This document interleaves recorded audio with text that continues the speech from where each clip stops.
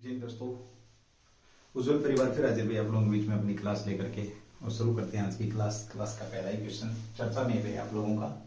Question number 1 कि school के 48% छात्र, स्कूल के कितने भाई 48% जो छात्र हैं वो आपके पैदल यात्रा करते हैं। अभी हाल ही में चर्चा में है भाई,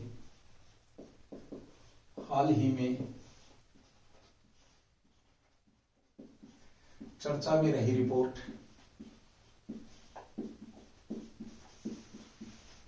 जिसके अनुसार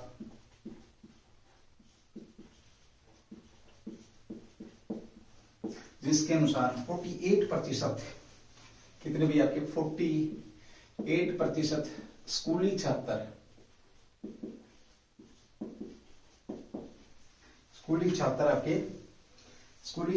पैदल यात्रा करते हैं भाई। स्कूली छात्र पैदल आते जाते हैं।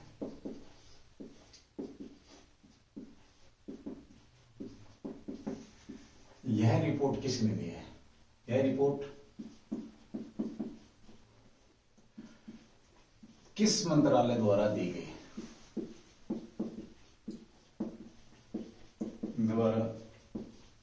है? चलिए बात करते हैं। अभी हाल ही में चर्चा में रहे कि स्कूल के जो छात्र हैं, हाल ही में चर्चा में रिपोर्ट के अनुसार स्कूल के 48% छात्र पैदल यात्रा करते हैं। तो यह रिपोर्ट किसके द्वारा दी गई है? अभी हाल ही में एक रिपोर्ट आई थी, तो ये पूछ रहे हैं कि ये रिपोर्ट आते जाते हैं ये रिपोर्ट दी किसने है? तो सबसे पहले बात करते हैं आंसर की। तो ये आपका शिक्षा मंत्रालय में, शिक्षा मंत्रालय द्वारा किसके द्वारा ये रिपोर्ट दी गई आपकी? तो शिक्षा मंत्रालय के द्वारा। क्या कहा है इसमें कि स्कूल के कितने प्रतिशत आपके 48% जो स्कूली छात्र हैं, ये छात्राएं हैं, छात्राएं क्या करती है? पैदल आते जाते हैं। अब बात आती है इस रिपोर्ट का नाम क्या है? ये बड़ा शानदार क्वेश्चन बन जाता है। इस रिपोर्ट का नाम क्या है? राष्ट्रीय उपलब्धि सर्वेक्षण, NAS, नेशनल अचीवमेंट जो आपका सर्वे है, नेशनल अचीवमेंट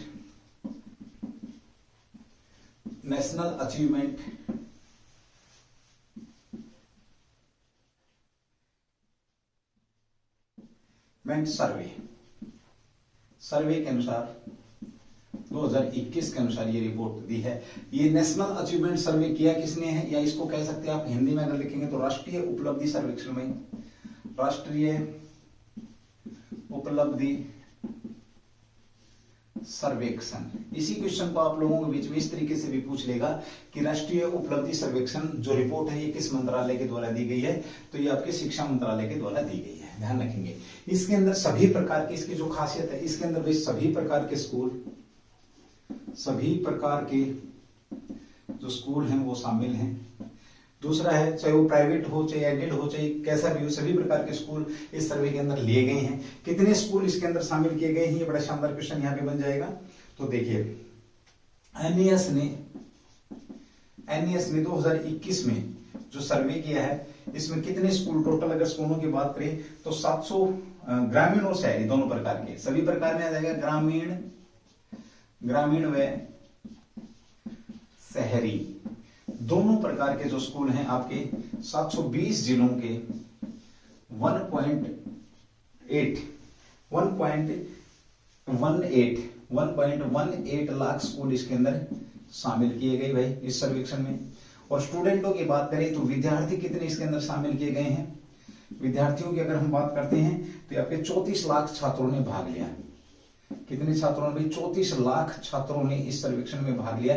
इनकी जो रिपोर्ट दी है ये हम कह सकते हैं सभी प्रकार के स्कूल, जिसके अंदर ग्रामीण, आपके प्राइवेट और गवर्नमेंट और प्राइवेट भी, गवर्नमेंट और प्राइवेट स्कूल भी इसके अंदर शामिल हैं, ठीक है। और साथ में ग्रामीण व शहरी स्कूल हैं। 720 जिले, डिस्ट्रिक्टों की बात करें तो कितने जिलों के स्कूल है? 720 जिलों के पूरे देश में 1.8 लाख स्कूल इसके अंदर शामिल किए गए। विद्यार्थियों की बात करते हैं तो आपका भाई कितने 34 लाख विद्यार्थी सर्वेक्षण में लिए गए। रिपोर्ट का नाम क्या है? नेशनल अचीवमेंट सर्वे 2021 किस मंत्रालय ने करी है? तो शिक्षा मंत्रालय के द्वारा की गई है, ये ध्यान रखेंगे।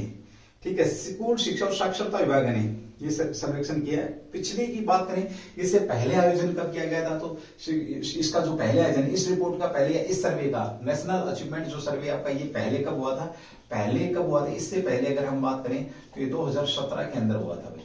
कब हुआ था आपका ये? 2017 में आयोजित किया गया था, ध्यान रखेंगे।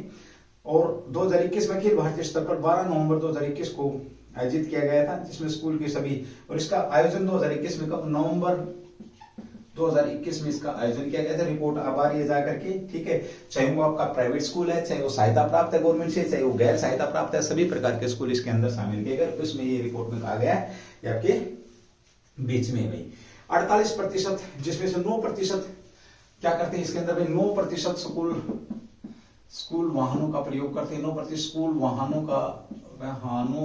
का यूज करते हैं या प्रयोग करते हैं। ये भी ध्यान रखेंगे इस रिपोर्ट का, कितने करते हैं, 9%। और सर्वेक्षण ने कम से कम 25 स्कूलों के छात्रों को क्या किया है, माता पिता के समर्थन में कमी बताई। कि एक सर्वेक्षण, एक रिपोर्ट हो रही है भाई, क्या रिपोर्ट आई है इसको ध्यान से देखेंगे। इस रिपोर्ट में कहा गया 25% जो माता पिता बच्चों को सीखने में मदद नहीं करते हैं, बच्चों के मतलब कोऑपरेट नहीं करते हैं, शिक्षा में क्या नहीं करते, बच्चों को कोऑपरेशन नहीं, सीखने में मदद नहीं करते हैं। ये भी ध्यान रखेंगे, सीखने में मदद नहीं करते हैं। अगर पूछे कितने प्रतिशत, तो 25%। इसी के साथ एक और आया था, तीसरी और पांचवी क्लास के जो विद्यार्थी हैं, एज कंपेयर आपका 8th और 10th जो 10वीं आपकी, एज कंपेयर 10th और 8th, तीसरी क्लास के जो विद्यार्थी हैं, ये ज्यादा सीखने में रुचि दिखाते हैं, सीखने में ज्यादा रुचि दिखाते हैं या पढ़ते ज्यादा में, ठीक है। पूछे तो कौन सी क्लास के स्टूडेंट, तीसरी और 5वीं क्लास के स्टूडेंट एज कंपेयर 8th और 10th क्लास के जो स्टूडेंट हैं, इनसे ज्यादा ये सीखने में रुचि दिखाते हैं। ये भी आपका शानदार क्वेश्चन यहाँ पर बन जाएगा। चलिए भाई एक बार रिवाइज करते हैं इस क्वेश्चन को, उसके बाद आगे बढ़ते हैं। हाल ही में चर्चा में रही आपकी रिपोर्ट, जिसके अनुसार 48% छात्र स्कूल पैदल जाते हैं। अगर रिपोर्ट का नाम पूछे तो रिपोर्ट आपके बीच में, नेशनल अचीवमेंट सर्वे 2021 रिपोर्ट कब, नवंबर 2020 का उद्घाटन किया गया, 2021 में उद्घाटन किया था। अब रिपोर्ट आ रही है आपकी एनईएस की, इसकी हम बात करते हैं। 48% छात्र पैदल जाते हैं, 9% स्कूल वाहनों का प्रयोग करते हैं, 25% माता पिता इसमें सीखने में मदद नहीं करते। बच्चों के 3 और 5वीं क्लास के जो बच्चे हैं, 3rd और 5th के, 8th और 10th के एज कंपेयर ज्यादा सीखने में वो करते हैं। इसके अंदर ग्रामीण व शहरी सभी प्रकार के जो आपके स्कूल हैं वो शामिल किए गए हैं। 720 जिलों के 1.8 लाख स्कूल और साथ में विद्यार्थियों की बात करें 34 लाख विद्यार्थी इसके अंदर शामिल है। अगर हम यहाँ पर कहें ग्रामीण और आपके जो शहरी हैं, कह सकते हो गवर्नमेंट और प्राइवेट, सारे के सारे आपके स्कूल इसके अंदर शामिल है। इससे पहले ये रिपोर्ट कब आई थी आपकी, तो आपकी थी पहले 2017 में। शिक्षा मंत्री कौन आपके, तो धर्मेंद्र प्रधान साहब आपके क्या है, शिक्षा मंत्री। एक बार इसको मैं रफ कर देता हूं, उसके बाद आगे बढ़ते हैं भाई। अगर स्क्रीनशॉट लेना तो ले सकते हैं। चलिए भाई क्वेश्चन नंबर 2 की बात करेंगे, जो कि आपका चर्चा में थे।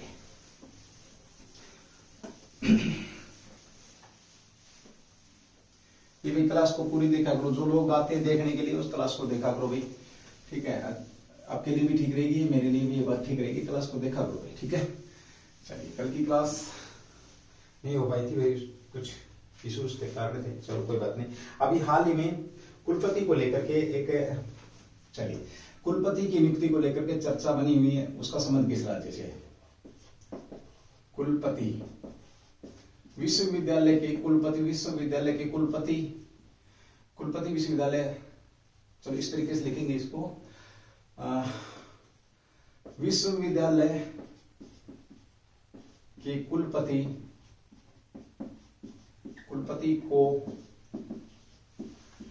को लेकर कौन सा राज्य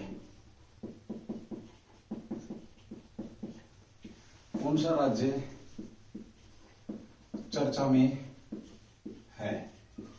चलिए भाई, कुलपति विश्वविद्यालय के कुलपति को लेकर कौन सा राज्य चर्चा में? सीधी सी बात करें, देखिए जो आपका वीसी है, चांसलर की अगर बात करें, कुलपति की उपकुलपति, चलिए कुलपति की बात कर रहे हैं यहाँ पर, एक राज्य चर्चा में रहा। क्योंकि अब तक जितने भी कुलपति होते थे वो कौन होते थे? कुलपति आपके कौन बनते थे भाई? कुलपति के तौर पर किसको नियुक्त किया जाता था? तो ये भाई आपका राज्यपाल को नियुक्त किया जाता है। किसको? राज्यपाल को नियुक्त किया जाता था। बड़ा शानदार क्वेश्चन है भाई आप लोगों का आमतौर पर, ठीक है। लेकिन अभी वेस्ट बंगाल आंसर मिल गया भाई आपको। कौन सा राज्य? वेस्ट बंगाल ने अभी चर्चा में इसको लेकर के, ठीक है। आंसर है इसका ये। वेस्ट बंगाल में राज्यपाल की जो जगह पर है, राज्यपाल के स्थान पर किसको? सीएम को, किसको भाई, सीएम जो है, सीएम को बनाया जा रहा है, क्या बनाया जा रहा है, कुलपति बनाया जा रहा है, कुलपति बनाया जा रहा है, ठीक है। और वहां के जो बंगाल के जो वेस्ट बंगाल के जो शिक्षा मंत्री हैं, इन्होंने क्या बोला भाई, शिक्षा मंत्री ने पूर्ण बहुमत से इस प्रस्ताव को पारित करा दिया है। शिक्षा मंत्री के अनुसार पूर्ण बहुमत के द्वारा इस प्रस्ताव को पारित किया गया है। तो अभी आपकी कौन बनेगी, जो बहन जी मैडम है, कौन है आपकी, कौन भाई आपकी जो सीएम है यहाँ की वेस्ट बंगाल की, जो ममता बनर्जी भाई। तो ममता जो बनर्जी मैडम है, बनर्जी को क्या बनाया गया है, यहाँ का कुलपति बनाया, विश्वविद्यालय का कुलपति बनाया गया। अब थोड़ी सी बात करते हैं हम एक बार राज्यपाल की। तो राज्यपाल जो आपका पद है, देखिए राज्यपाल की नियुक्ति कौन करते हैं, तो राष्ट्रपति साहब इसकी क्या करते हैं, नियुक्ति करते हैं, ठीक है भाई, राष्ट्रपति साहब। और ये किसी भी राज्य व प्लस केंद्र के बीच अगर मैं बात करूं तो कड़ी का काम करता है। राज्य व केंद्र के बीच क्या काम करता है, कड़ी का काम करता है, कह सकते हैं। राष्ट्रपति नियुक्ति करता है, नियुक्ति की अगर हम बात करते हैं तो राष्ट्रपति करता है, ठीक है भाई, ठीक है। राज्य और केंद्र के बीच में इस काम करता है। राज्य की कार्यपालिका के कार्यकारिणी के, राज्य जो कार्यकारिणी उसके सभी काम किसके नाम पर होते हैं, सभी काम आपके किसके नाम पर होते हैं, तो राज्यपाल के नाम पर होते हैं, ये ध्यान रखेंगे, राज्यपाल के नाम पर ये काम होते हैं, ठीक है भाई। चलिए अगली बात करते हैं, राज्यपाल की जो व्यवस्था है वो कहां पर की गई है, तो एक्ट नंबर 152 से राज्य कार्यपालिका की बात करते हैं, कार्यकारिणी की बात करते हैं, 167 तक करी गई है, जिसके अंदर हम बात कर सकते हैं राज्यपाल होगा, एक राज्य का एक राज्यपाल होगा। एक्ट नंबर 153 में राज्यपाल होगा, राज्यपाल होगा, ये शानदार क्वेश्चन यहाँ पे बनता है, ठीक है भाई, ओके। चलो एक राज्य का एक राज्यपाल होगा, लेकिन बाद में 7वां संविधान संशोधन हुआ, संविधान अमेंडमेंट ऑफ कॉन्स्टिट्यूशन 7वां अमेरिका में भी 1956 में हुआ था भाई, एक बार थोड़ा चेक करेंगे डेट को, ठीक है। 1956 में के तहत इसमें क्या गया था, अब एक राज्यपाल एक से ज्यादा स्टेटों का या यूटी का क्या रह सकता है, राज्यपाल रह सकता है। ये भी शानदार क्वेश्चन आपके बीच में बन जाएगा, ठीक है भाई। 166 और 167 के अंदर क्या आता है, बिजनेस ऑफ द गवर्नमेंट आता है भाई। गवर्नमेंट किस प्रकार राज्य की कार्यपालिका के नाम पर, राज्यपाल के नाम पर सारे काम होंगे। अब इसको कुलपति के स्थान से हटा करके और क्या किया जा रहा है, इसे हटा दिया गया। अब श्रीमती जो हमारी ममता बनर्जी हैं मैडम, जो सीएम हैं वहां की वेस्ट बंगाल की, उन्हें क्या बनाया जा रहा है, कुलपति के तौर पे इसको नियुक्त कर दिया गया, ध्यान रखेंगे, ठीक है भाई।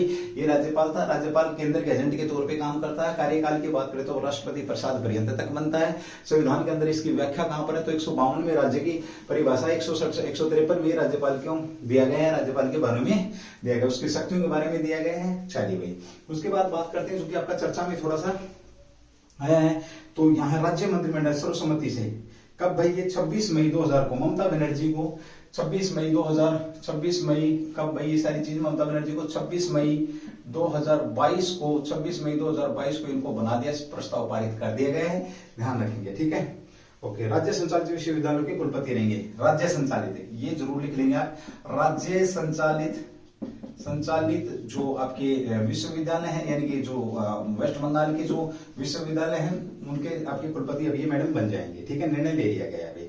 अब थोड़ी सी बात करते हैं वेस्ट बंगाल की। एक बार देखिए भाई, वेस्ट बंगाल की अगर हम बात करते हैं तो राजधानी क्या है इसकी, कलकत्ता भाई। पश्चिम बंगाल की राजधानी क्या है, कलकत्ता कभी भारत की राजधानी भी थी, कब तक थी, 1911 में घोषणा हुई थी, 1912 में दिल्ली आपकी क्या बनी थी, राजधानी बनी थी। शानदार क्वेश्चन है भाई, ठीक है, ओके। उसके बाद बात करते हैं सबसे बड़ा शहर, वेस्ट बंगाल का सबसे बड़ा शहर भी आपका क्या है, कलकत्ता है। दुर्गा पूजा की अगर हम बात करें, दुर्गा पूजा फेमस पूरे देश की कहां पर भाई, कलकत्ता की है, ये भी आपका शानदार क्वेश्चन बन जाता है। राज्यपाल कौन आपके भाई, जगदीश जो धनखड़ हैं, धनखड़ साहब जो क्या है, राज्यपाल हैं। अगर राज्यपाल पूछे तो राज्यपाल कौन है वर्तमान में, तो ये आपको पता लग गया, ठीक है। चलिए उसी के साथ बात करते हैं विधानसभा की जो सीटें हैं वेस्ट बंगाल के अंदर वो कितनी है, 294 भाई, 294 हैं। राज्यसभा की अगर हम बात करते हैं, राज्यसभा की 16 हैं, और लोकसभा की बात करते हैं तो मे भी शायद 42 हैं। ये भी आपका क्या स्ट्रक्चर है संवैधानिक जो वहां पर दिया गया है। चलिए थोड़ी सी और बात कर लेते हैं, कुछ योजना एक बार मेरे को रफ करना पड़ेगा, फिर भी चलो बता ही देता हूँ। देखिए मुक्ति धारा योजना नंबर 1 आपका, मुक्ति धारा इंपोर्टेंट योजना ही बताऊंगा भाई, बहुत सारी है वैसे। मुक्ति धारा योजना इस का संबंध कहां से, वेस्ट बंगाल से, सीधा सा पूछेगा, ठीक है। उसके बाद गीतांजलि योजना भाई आपकी, गीतांजलि योजना है, ये भी कहां की आपकी गीतांजलि योजना, तो ये भी आपकी वेस्ट बंगाल से संबंध रखती है, ठीक है। एक गिद्ध धरा दुआरे राशन योजना, यहाँ पे नोट करा रहा हूं मैं आपको, दुआरे राशन जो योजना है, राशन योजना भी कहाँ की आपकी, द्वारे राशन योजना भी आपकी वेस्ट बंगाल की है। ठीक है, चलिए उसके बाद बात करते हैं भाई आपका द्वारे राशन योजना के बाद आपका द्वारे राशन योजना की बात करते थे, ये भी भाई आपकी कहां पर, इसका संबंध में अगर हम बात करें तो पश्चिम बंगाल से ही है द्वारे राशन योजना। इसी के साथ अगली बात करते हैं द्वारे राशन योजना के साथ एक और आपकी जो इंपोर्टेंट बनती है भाई यहाँ पर स्वयं सहायता समूह, ये भी आपका कहां से है, स्वयं सहायता समूह।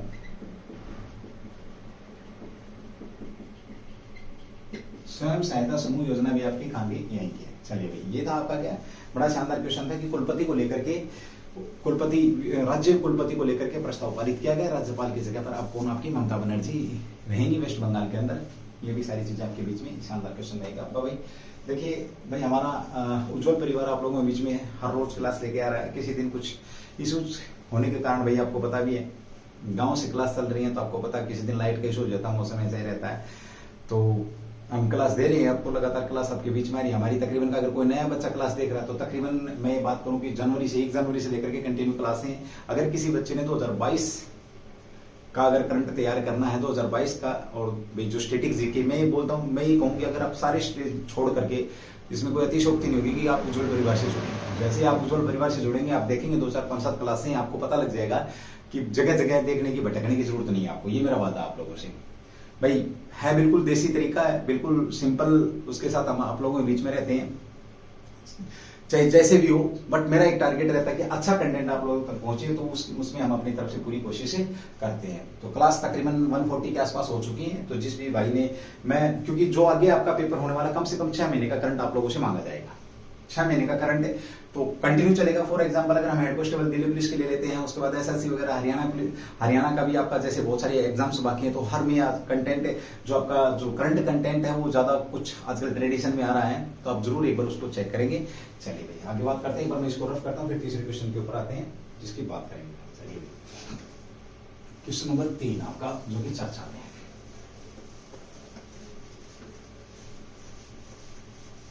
और जो लोग आते हैं भाई देखते हैं क्लास को बीच में नहीं छोड़ेंगे, क्लास को स्किप नहीं करेंगे। थोड़ा सा हल्की सी तबीयत डाउन है तो ज्यादा कुछ इधर उधर की बात भी नहीं करूंगा मैं आप लोगों से, वैसे करता भी नहीं हूं, क्योंकि मेरे मतलब जहन में एक बात रहती है कि भाई आप लोगों का जो समय है वो बहुत ज्यादा कीमती है। ठीक है, चलिए भाई एक क्वेश्चन है भाई आपका, हिंदी पत्रकारिता दिवस कब मनाया गया है? तो क्वेश्चन नंबर 3 जो कि आपका चर्चा में, आज 30 तारीख का करंट आप लोगों के बीच में 30 तारीख की क्लास ले रहा हूं मैं। तो आज यानी कि 30 तारीख, आज डेट एक्चुअली 31 है, ठीक है, बट कल की क्लास आज ले रहा हूं, और आज वाली क्लास आप लोगों को सुबह मिल जाएगी करंट की। ये मैं ये कोशिश करूंगा कि सुबह आपको दे दूं, उसके बाद जो कल का करंट रहेगा वो कल शाम को दे दिया जाएगा आप लोगों को। पर डे के हिसाब से कल की क्लास नहीं दी, इसलिए थोड़ा सा डिस्टर्बेंस हो चुका है। ठीक है भाई, चलिए क्वेश्चन नंबर 3 की बात करते हैं जो कि आपका चर्चा में है। पहला ही क्वेश्चन में था ये, सॉरी ये क्वेश्चन नंबर 3 है, हिंदी पत्रकारिता, मोस्ट इंपोर्टेंट क्वेश्चन है आपका ये, हिंदी पत्रकारिता दिवस, हिंदी पत्रकारिता दिवस कब मनाया गया भाई, कब मनाया जाता है, कब मनाया गया? चर्चा में है, सीधी सी बात करेंगे, चर्चा में है भाई। हिंदी पत्रकारिता दिवस की बात करें हम, हिंदी पत्रकारिता दिवस कब मनाया गया जो कि आपका चर्चा में। चलिए बात करते हैं हिंदी पत्रकारिता दिवस की। तो मोस्ट इंपोर्टेंट क्वेश्चन भाई आपका, very very most important question है आज की क्लास का। आप ये समझे कि इसी क्वेश्चन के लिए मैं आया हूं तो बड़ी बात नहीं है, ठीक है। इसकी बात करते थे, आज ही मनाया जा रहा है आपका, कब मनाया गया है? आज 30 मई 2022 को ये आज ही मनाया गया है, ठीक है। पहली बार कब मनाया गया? तो ये बड़ा शानदार क्वेश्चन आप कह सकते हो, 30 मई 1826 को हुआ क्या था। इसकी बात करते हैं हम पत्रकारिता दिवस की, तो 30 मई 1826 में एक हिंदी का पत्र निकला था भाई, एक हिंदी का एक पत्र निकाला था, हिंदी का एक समाचार पत्र था भाई। समाचार जो पत्र था वो था हिंदी का एक समाचार पत्र था, जिसको लेकर के हम बात करेंगे, ठीक है। मार्तंड क्या था आपका? ये उद्दत मार्तंड था भाई, उद्दत मार्तंड जो समाचार पत्र था, उद्दत मार्तंड मार्तंड, जो इसमें सूर्य सारे का कुछ आता है, मार्तंड में सूर्य होता है। उद्यत मार्तंड क्या था आपका समाचार पत्र था। ये आपका पहला समाचार पत्र था हिंदी भाषा का। उस दिन को याद करने के लिए हम 30 मई को हिंदी पत्रकारिता दिवस मनाते हैं, ठीक है। एक तो ये हो गया। अब इसको निकाला किसने था, ये बड़ा शानदार क्वेश्चन बनता है। तो इसको निकाला था भाई, इसको निकालने वाले कौन थे, तो ये पंडित हैं आपके, कलकत्ता से था। पहले तो ये निकाले, कहां से निकाला था, ये कलकत्ता से भाई, कलकत्ता से निकाला था, ठीक है। निकालने वाले कौन थे आपके, जुगल किशोर, पंडित जुगल, जो किशोर साहब हैं, जुगल किशोर ने इनको निकाला था। पंडित जुगल किशोर ने इनको प्रकाशित किया था। 30 मई को यहाँ पर ये बनता भाई आपका, ठीक है। चलिए, ये भी बड़ा शानदार क्वेश्चन आप लोगों का बन जाता। अब थोड़ी सी बात करेंगे हिंदी भाषा की। देखिए, सबसे पहले तो आया हिंदी पत्रकारिता दिवस आपका, तो 30 मई 2022 को आज ही मनाया गया है। 30 मई 1826 को दिन के महत्व को बरकरार रखने के लिए, क्योंकि उद्यत मार्तंड जो समाचार पत्र था ये निकाला गया था। इस दिन जुगल प्रकाश ने निकाला था, जुगल किशोर द्वारा निकाला गया था, कलकत्ता से निकाला गया था। ये भी ध्यान रखेंगे, किसके द्वारा निकाला गया था, जुगल किशोर के द्वारा। कलकत्ता से प्रकाशित हुआ था भाई, प्रकाशित भी कर सकते हैं, पूछ लेगा कहां से प्रकाशित किया गया था, तो यहीं से प्रकाशित हुआ था। अब बात आती है कि हिंदी दिवस कब मनाया जाता है। हिंदी दिवस की अगर जब बात आती है तो आपको पता 14 सितंबर को हिंदी दिवस मनाया जाता है। बड़ा ही शानदार क्वेश्चन है। 14 सितंबर को हिंदी दिवस मनाया जाता है, क्योंकि 14 सितंबर 1949 को भाई आपको 14 सितंबर 1949 का बड़ा मुख्य महत्व है इस ईयर का, ठीक है। क्योंकि इस ईयर में ही हमारा संविधान लागू हुआ था 26 नवंबर 1949 को। तो 14 सितंबर को संविधान सभा ने भाई, किसने आपका संविधान जो सभा थी, संविधान सभा ने क्या कहते हैं इसे आधिकारिक भाषा का दर्जा दिया था। आधिकारिक भाषा का दर्जा दिया था। किसको दिया था, तो हिंदी को भाई, ठीक है। लेकिन क्वेश्चन मेरा यहाँ पे ये है, 2 क्वेश्चन छोड़ूंगा आप लोगों के लिए। पहला क्वेश्चन ये है कि अंतरराष्ट्रीय हिंदी दिवस कब मनाया जाता है, कौन सा भाई, नंबर 1 आपका अंतरराष्ट्रीय हिंदी दिवस कब मनाया जाता है। ये भी शानदार क्वेश्चन है। देखिए भाई, क्वेश्चन रिपीटेशन में इसलिए आ रहे हैं क्योंकि ताकि वो याद हो आपको, ठीक है। आपका ऐसा होना चाहिए, इतनी बार रिपीट होनी चाहिए क्वेश्चन की, जिस दिन आपको ये लगे कि सिर्फ आज मैंने सर ने 7 क्वेश्चन कराए, मैंने 7 ही क्वेश्चन कर लिए, 7 क्वेश्चन में ही मेरा जो सर की घंटे या आधे घंटे क्लास वो खत्म हो गई है। उस दिन ये सोचना कि आपका बिल्कुल, क्योंकि आप उस क्वेश्चन को बेशक से ना लिखें जो आपको याद है, ठीक है। बट अगर बार बार सुन रहा है, आपको क्वेश्चन सुनने वाला, तो साइंस ये बोलती है कि 3 से 4 बार सुनी हुई चीज, पढ़ी हुई चीज आपको पक्की याद हो जाती है, ठीक है। और मैं तो बहुत बार आपको सुनाता हूँ। क्वेश्चन नंबर 1, अंतर्राष्ट्रीय हिंदी दिवस कब मनाया जाता है। दूसरा ये कि इसके साथ ही आपका अंतर्राष्ट्रीय हिंदी दिवस हो गया। दूसरी बात करते हैं यहाँ पर, इसके साथ 14 सितंबर को 15 वर्ष के लिए संसद की कौन सी आधिकारिक भाषा थी, अंग्रेजी को क्या बनाया गया था, अंग्रेजी को आधिकारिक भाषा का दर्जा दिया था। ध्यान रखिएगा, ठीक है। 15 वर्ष के लिए संसद के लिए भी। वर्तमान में अगर हम अंग्रेजी की बात करते हैं तो कहां की भाषा आपकी, सुप्रीम कोर्ट की या कोर्ट की जो लैंग्वेज हो क्या आपकी, इंग्लिश है, ठीक है। एक क्वेश्चन। दूसरा क्वेश्चन ये है कि यूएनओ के अंदर हिंदी में भाषण देने वाले पहले व्यक्ति कौन थे, तो अटल बिहारी वाजपेयी थे भाई।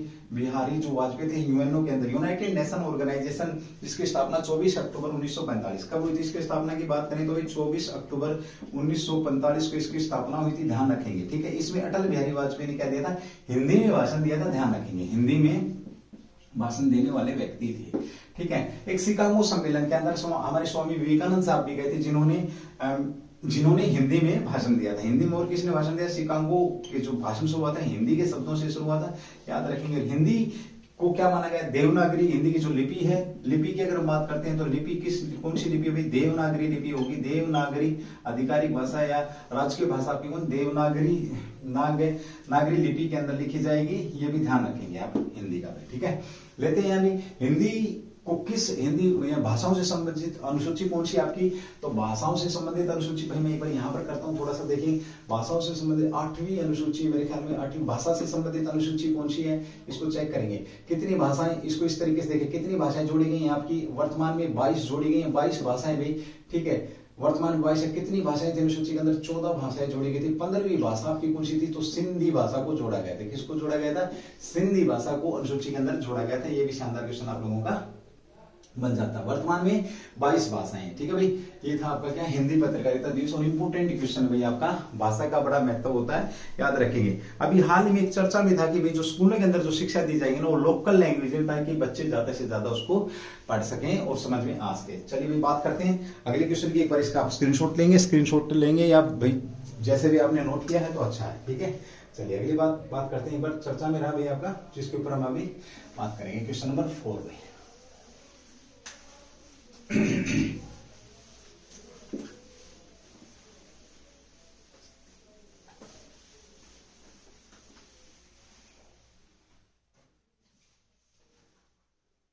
हाँ, एक रह गया भाई आपका हाल ही में चर्चा में रहा भाई आपका क्वेश्चन नंबर, एक क्वेश्चन और चर्चा में भाई आपका। तो अभी आपका 30 तारीख को कौन सा राज्य तो दिवस मनाता है, कौन सा राज्य अपना दिवस मनाता है, ये ध्यान रखेंगे। तो आज का ही क्वेश्चन है आपका क्वेश्चन नंबर आपका 4 या 5 जो भी था भाई। 30 मई को कौन सा राज्य है, कौन सा राज्य आपका राज्यत्व दिवस मनाता भाई, राज्यत्व दिवस मनाता है जो चर्चा में है आपका। ठीक है, तो 30 मई को कौन सा राज्यत्व दिवस मनाता है, राज्यत्व यानी कि कब उसने राज्य का क्या दर्जा हासिल किया था। तो सबसे पहले बात करें, देखिए जो मई के जो दिवस हैं, एक बार कल की क्लास में पूरे के पूरे 30 की 30 आपको दे दूंगा, इंपॉर्टेंट है भाई। यहाँ दिवस से एक दिवस पूछ लिया जाता है कई बार, तो अच्छा क्वेश्चन बनता। तो इसकी बात करते हैं, कौन सा दिवस भाई आपका कौन मनाता है, तो या गोवा भाई, गोवा राज्य बनाता है अपना। गोवा भारत का कौन सा राज्य बनाया था, 25वां राज्य बनाया गया था, ध्यान रखेंगे। गोवा की अगर मैं बात करूं तो विदेशी शक्ति के अधीन होने वाला पहला राज्य भाई, विदेशी शक्ति के अधीन होने वाला। और वो कुछ विदेशी शक्ति की बात करते ऐसा कह सकते हैं पुर्तगालियों के अधीन होने वाला, पुर्तगालियों के अधीन होने वाला पहला राज्य भी क्या था आपका, गोवा था। ठीक है, और गोवा की स्थापना 30 मई 1987 को, 30 मई 1987 को इसे 25वां राज्य कब मनाया गया, 30 मई 1987 को इसे पर आपका क्या मनाया गया, राज्य बनाया गया। ठीक है, राज्य खुशी कोई छोड़ के नहीं जाता। जैसे ही देश आजाद हुआ तो पुर्तगालियों के इसके ऊपर कब्जा था, भारत सरकार ने बोला कि भाई आप इसको छोड़े, इस जगह को छोड़े, लेकिन नहीं माने।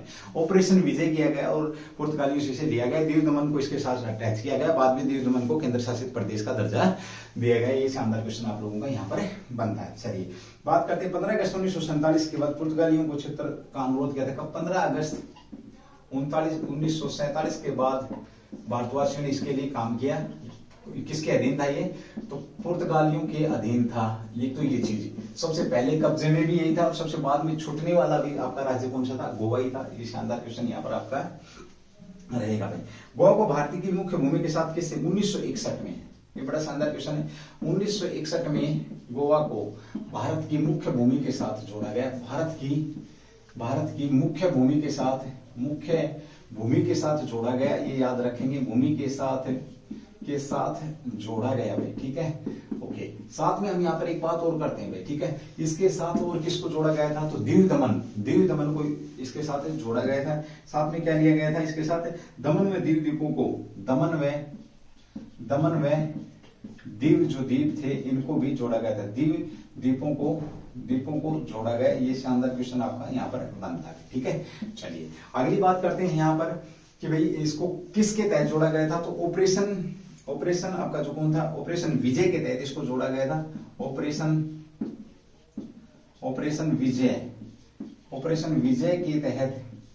विजय के तहत इसको जोड़ा गया था, याद रखेंगे। ऑपरेशन विजय के तहत इसको जोड़ा गया था, ये याद रखेंगे। 30 मई 1987 को दीव दमन को क्या बनाया गया भाई, 30 मई 1987 को गोवा को राज्य और 30 मई 1987 को इसे क्या बना दिया गया था, यूटी की संख्या इसको दे दी गई थी, विभाजित कर दिया गया था। ठीक है, ओके। चलिए बात करते हैं आपकी, तो 1510 में पुर्तगाली कब, 1510 में अल्फांसे डी अल्बुकर्क ने इसको जीता था। अल्बुकर्क द्वारा इसको जीता गया था, याद रखेंगे। गोवा पर विजय प्राप्त की, उन्होंने विजय प्राप्त करी थी कब, पुर्तगालियों ने 1510 में जीता था। और ये किसके अधीन था भाई, गोवा किसके अधीन था, तो बीजापुर के सल्तनत में आता था। गोवा आपका किसके, बीजापुर के राजा थे, बीजापुर के अंडर आता था, के अधीन था भाई। गोवा किसके अधीन था, बीजापुर और के अधीन था। यहाँ पे क्वेश्चन आपका ये बनता है कि बीजापुर के अधीन था, तो बीजापुर के उस समय शासक कब थे? 1510 में, जिसने पुर्तगालियों ने जिससे इसको जीता था। ठीक है, चलिए अगली बात करते हैं भाई आपका यूसीसी जो आपका यूनिफॉर्म सिविल कोड लागू करने वाला, यही है भाई आपका। ठीक है, रेबीज मुक्त घोषित करने वाला, रेबीज मुक्त घोषित करने वाला भी आपका यही है। ठीक है भाई, फिल्म फेस्टिवल आया हुआ था, इसका गोवा के अंदर ही हुआ था, ये भी आप लोगों को पता होना चाहिए। सावंत साहब क्या है? सावंत साहब क्या यहाँ के सीएम है। तो और भी बहुत सारी चीजें आपकी जो गोवा से संबंध रखती हैं, बट इतना आपको जरूर पता होना चाहिए कि 30 मई को यहाँ पर एक चीज और भाई, 1 मई को 2 राज्य और थे आपके। 1 मई को स्थापना दिवस मनाया था जिन्होंने, आपका महाराष्ट्र और साथ में गुजरात राज्य भी अपना स्थापना दिवस 1 मई को मनाते हैं। तो मई में कितने होगा आपके? मई में अगर हम बात करें तो 3, एक लास्ट 31 और एक आपका 1 मई। चलिए, ये भी शानदार क्वेश्चन था आपका। इसके बाद आगे बढ़ते हैं अगले क्वेश्चन के ऊपर भी। ठीक है, तो क्या आपका चर्चा में है, एक बार इसका स्क्रीनशॉट ले लेंगे, उसके बाद आगे बढ़ते हैं।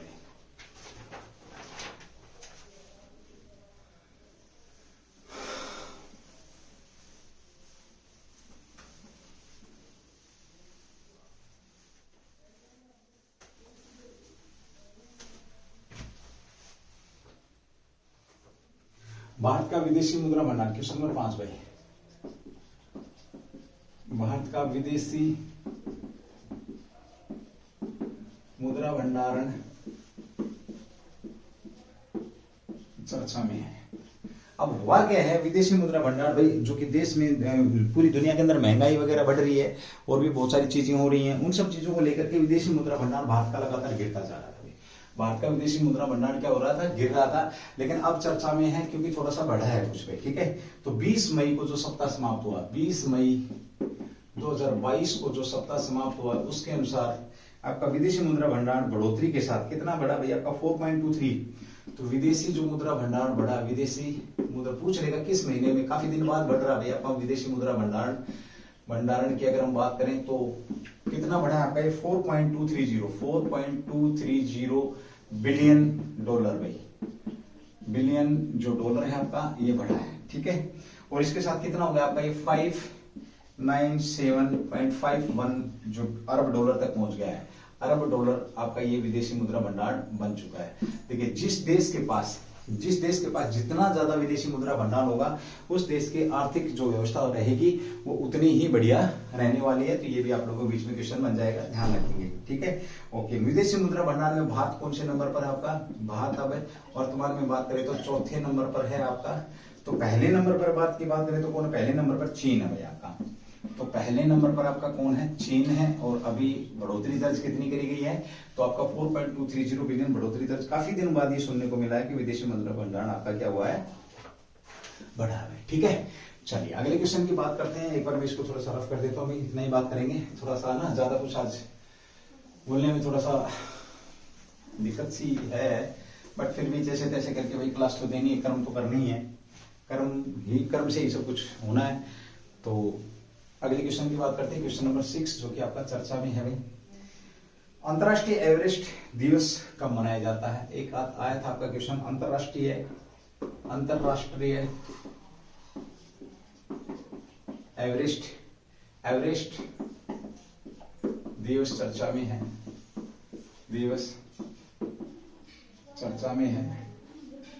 अंतरराष्ट्रीय एवरेस्ट दिवस चर्चा में ये कब मनाया जाता है? ठीक है, अंतरराष्ट्रीय एवरेस्ट दिवस की बात करें तो ये आपका कब मनाया गया? आपका ये कल मनाया गया था, 29 मई को मनाया गया। कब मनाया गया? 29 मई को मनाया गया। भाई देखो एक चीज और है, जो लोग लाइव देख रहे हैं, कृपया मेरी रिक्वेस्ट उन लोगों से कि आपको अगर कोई क्वेश्चन पूछना तो आप पूछ सकते हैं भाई। ठीक है, खाली जय हिंद से बात नहीं बननी है अपनी। जय हिंद तो चलो ठीक है, जय हिंद तो बोलना है, मरते दम तक बोलना है, जय हिंद का रिप्लाई भी होना चाहिए भाई, बट जय हिंद से पार पड़ेगी नहीं। क्वेश्चन पूछेंगे, क्वेश्चन करेंगे, और कोई क्वेश्चन अगर डाउटफुल है तो उसका पक्का, क्योंकि उज्जवल कोचिंग कैंपस की एक सबसे बड़ी पहचान ये बनने वाली, आगे बता देता हूँ बस तुम्हारे को, तुम तो उस समय जॉब पे होगे, कि सबसे बड़ी पहचान ये डाउट क्लियरिंग कहाँ पे सबसे ज्यादा होता है।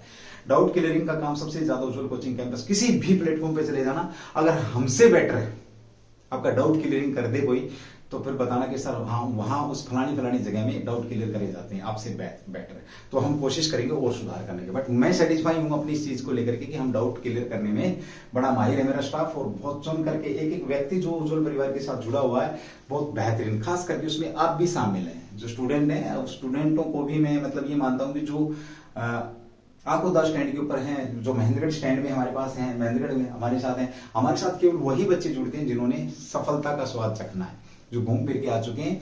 और बाकी तो भाई सबका अलग अलग मोटो होता है अपना। चलिए कोई बात नहीं, ऑफलाइन कोचिंग की बात की भाई, ठीक है। चलिए, और यूट्यूब पे भैया आपकी सेवा है, जिसे शायद कोई देखे ना देखे, किसी को शक्ल पसंद नहीं है, बहुत सारी चीजें, बट फिर भी चलो। 29 मई को आपका अंतर्राष्ट्रीय एवरेस्ट दिवस मनाया जाता है। हर वर्ष कब मनाया जाता है? पहली बात तो ये, हर वर्ष मनाया जाता है भाई, हर वर्ष मनाया जाता है, हर वर्ष मनाया जाता है, ध्यान रखेंगे, ठीक है। दूसरी बात करें भाई, आपका यह दिन काठमांडू नेपाल आदि क्षेत्र में कहां पर मनाया जाता है? काठमांडू। काठमांडू कहां पर आपको पता? नेपाल में मनाया जाता है। नेपाल के काठमांडू वाले क्षेत्र में मनाया जाता है। साथ में भाई आपका कह सकते हो आप, और यह दिन हर साल माउंट की पहली चढ़ाई के याद में मनाया जाता है। तो माउंट एवरेस्ट पर, जो विश्व की सबसे ऊंची चोटी है माउंट एवरेस्ट की पहली चढ़ाई के याद में, की आपकी पहली चढ़ाई के याद में, पहली जो चढ़ाई होती है, इस चढ़ाई की याद में ये मनाया जाता है, याद में मनाया जाता है भाई। किस चढ़ाई के याद में? पहली चढ़ाई के याद मनाया जाता है। और कब हुई थी भैया? 29 मई 1953 में, 29 मई 1953 में एवरेस्ट की चढ़ाई न्यूजीलैंड के सर एडमंड हिलरी, तो कहां से संबंध इनका? न्यूजीलैंड के हैं।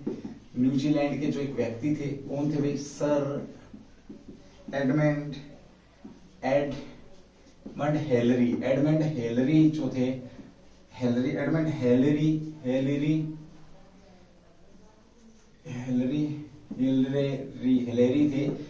एडमंड हेलरी, इन्होंने चढ़ाई चढ़ी थी भाई। और नेपाल के कौन थे? शेरपा कौन थे? तो ये थे नार्गे भाई, नोर्गे शेरपा थे। शेरपा किसे कहा जाता है? तो जो नेपाल की तरफ से जो लोग चढ़ाई चढ़ते हैं नेपाल के, उन्हें क्या बोला जाता है? शेरपा, जो असिस्टेंट के तौर पे इनके साथ रहते हैं। नोर्गे शेरपा क्या थे? इनके साथ थे। पहले शेरपा पूछे तो नोर्गे शेरपा पहला व्यक्ति, एवरेस्ट पर पूछे तो सर एडमंड हेलरी, संबंध की बात पूछे तो न्यूजीलैंड में, ठीक है। चलिए, उसके बाद भाई आपका नेपाल हो गया। आपका अगला पॉइंट आता है 2008 में नेपाल सरकार ने उस दिन के अंतर्राष्ट्रीय एवरेस्ट दिवस की मनाने का फैसला किया। तो कब से मनाने का फैसला किया? तो 2008 में भाई, 2008 में नेपाल सरकार ने, नेपाल जो सरकार है उन्होंने, नेपाल ने इसे अंतर्राष्ट्रीय एवरेस्ट दिवस के रूप में मनाने का फैसला लिया। फैसला पूछे तो कब से फैसला लिया था, ये भी आपके बीच में ध्यान रखना भाई। माउंट एवरेस्ट दुनिया का सबसे ऊंचा है। इसकी हाइट की अगर बात करें तो 8848 मीटर इसकी क्या भाई? मीटर इसकी हाइट है। ये शानदार क्वेश्चन आपके बीच में बन जाता है।